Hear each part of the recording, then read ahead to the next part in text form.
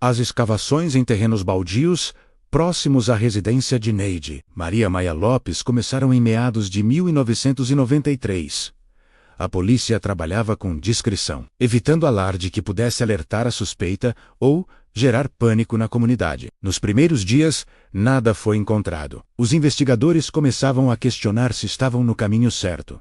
Talvez as suspeitas fossem infundadas. Talvez estivessem desperdiçando recursos em uma perseguição sem fundamento. Mas então, em um terreno baldio localizado a aproximadamente 3 quarteirões da casa de Neide, os cães farejadores sinalizaram uma área específica. A equipe de escavação foi acionada. Cavando cuidadosamente, os peritos encontraram restos mortais de um bebê. O corpo estava em estado avançado de decomposição, enterrado superficialmente. Análises iniciais sugeriram que a criança havia morrido anos antes. A descoberta energizou a investigação. Se havia um corpo, poderia haver mais. As buscas foram expandidas. Outros terrenos baldios, áreas de descarte, margens de córregos, todos foram sistematicamente examinados. Ao longo das semanas seguintes, mais corpos foram encontrados. 2, 3, 4 bebês. Todos enterrados de forma similar, todos em locais relativamente próximos à residência de Neide. As evidências estavam se acumulando, mas ainda faltava a conexão direta. A polícia precisava de uma confissão ou de evidências forenses que ligassem inequivocamente Neide aos crimes. Em novembro de 1993, os investigadores decidiram que tinham elementos suficientes para interrogar formalmente Neide.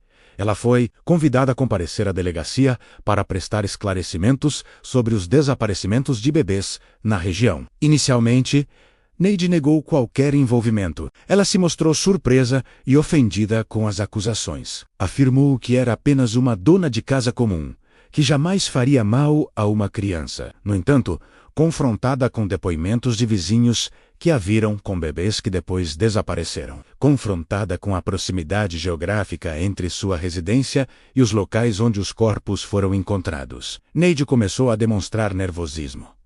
Os interrogatórios se estenderam por dias. Diferentes investigadores se alternavam, cada um tentando uma abordagem distinta. Alguns eram confrontacionais, outros empáticos, tentando ganhar sua confiança. E finalmente, sob pressão psicológica intensa, Neide começou a ceder. Primeiro, ela admitiu que talvez tivesse pegado 1 ou 2 bebês ao longo dos anos. Ela tentou justificar, dizendo que as mães eram jovens demais, que não tinham condições de cuidar das crianças, que ela estava tentando ajudar. Mas à medida que os investigadores pressionavam, apresentando mais evidências, mais depoimentos, a barragem de negação de Neide começou a ruir completamente. Em um momento decisivo do interrogatório, confrontada com evidências forenses que ligavam restos de tecido encontrados em um dos corpos a um pedaço de pano encontrado em sua residência, Neide desmoronou. Ela confessou não apenas 1 ou 2 bebês. Ela admitiu ter matado múltiplos recém-nascidos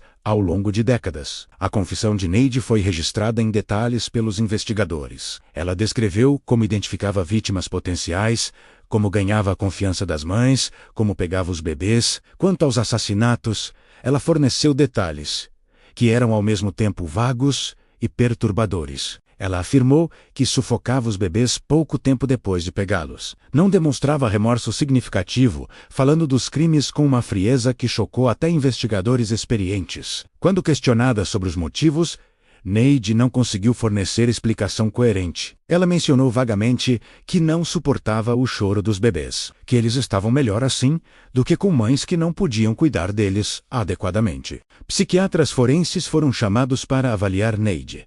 Os laudos concluíram que ela apresentava traços psicopáticos significativos, incluindo ausência de empatia, frieza emocional e incapacidade de sentir remorso genuíno. No entanto, os peritos também concluíram que Neide era plenamente capaz de entender a natureza de seus atos e de distinguir certo de errado. Ela não era legalmente insana. Ela sabia que estava cometendo crimes e escolheu fazê-lo. Mesmo assim, a investigação tentou determinar o número exato de vítimas. Neide forneceu informações contraditórias. Em alguns momentos, ela admitia 3 ou 4 vítimas. Em outros, sugeria números maiores, baseando-se em corpos encontrados em casos documentados de desaparecimentos que correspondiam ao padrão de Neide, e em suas próprias confissões parciais, os investigadores estimaram que ela poderia ser responsável por pelo menos 7 assassinatos de bebês, possivelmente mais. O número exato nunca foi estabelecido com certeza absoluta. Muitos dos crimes ocorreram décadas antes, evidências se perderam, corpos nunca foram recuperados. A verdadeira extensão dos crimes de Neide pode nunca ser conhecida. Em 1994, Neide Maria Maia Lopes foi levada a julgamento. O caso gerou comoção na cidade de São Paulo, particularmente nas comunidades da Zona Leste, que haviam sido afetadas por seus crimes. Durante o julgamento, a acusação apresentou evidências forenses, depoimentos de mães cujos bebês desapareceram, análises dos corpos recuperados e, crucialmente, a confissão de Neide. A defesa tentou argumentar insanidade mental, afirmando que Neide sofria de distúrbios psiquiátricos que diminuíam sua responsabilidade. No entanto, os laudos psiquiátricos apresentados pela acusação contradiziam essa alegação. O júri popular deliberou e chegou a um veredito. Neide foi considerada culpada de múltiplos homicídios qualificados. Ela foi condenada a mais de 100 anos de pris, uma das sentenças mais longas aplicadas a uma mulher na história do sistema judicial brasileiro até aquele momento. Neide iniciou o cumprimento de sua pena no sistema prisional feminino de São Paulo. Devido à gravidade de seus crimes e ao perfil psicológico, ela foi mantida separada da população carcerária geral, em várias ocasiões, tanto por sua própria segurança, quanto pela de outras detentas. Ao longo dos anos na prisão, Neide manteve-se uma figura enigmática. Segundo relatos de agentes penitenciários, ela raramente demonstrava emoção, não formava vínculos com outras presas e passava a maior parte do tempo em silêncio. Psicólogos que a avaliaram periodicamente notaram a ausência persistente de remorso genuíno. Quando questionada sobre suas vítimas, Neide respondia com indiferença perturbadora, como se estivesse discutindo eventos que não a envolviam diretamente. O caso da Fera da Penha, como Neide ficou conhecida na mídia, teve impacto significativo nas políticas de proteção infantil em São Paulo. Autoridades reconheceram que a vulnerabilidade social das famílias afetadas havia facilitado os crimes de Neide por tanto tempo. Foram implementados programas de apoio a mães jovens e em situação de vulnerabilidade, incluindo acompanhamento mais próximo nos primeiros meses após o nascimento de bebês em famílias de risco. Maternidades públicas reforçaram protocolos de segurança, dificultando o acesso de pessoas não autorizadas a recém-nascidos. Sistemas de identificação de bebês foram aprimorados. No entanto, o caso também deixou cicatrizes profundas. As mães que perderam seus bebês nunca tiveram closure completo. Muitas nunca recuperaram os corpos de seus filhos para poder realizar um enterro digno. Essas mulheres, já marcadas pela pobreza e pela marginalização social, carregaram pelo resto de suas vidas a dor de não saber exatamente o que aconteceu com seus bebês, de não ter tido a oportunidade de protegê-los. Neide Maria Maia Lopes faleceu na prisão em 1998, aproximadamente 4 anos após sua condenação.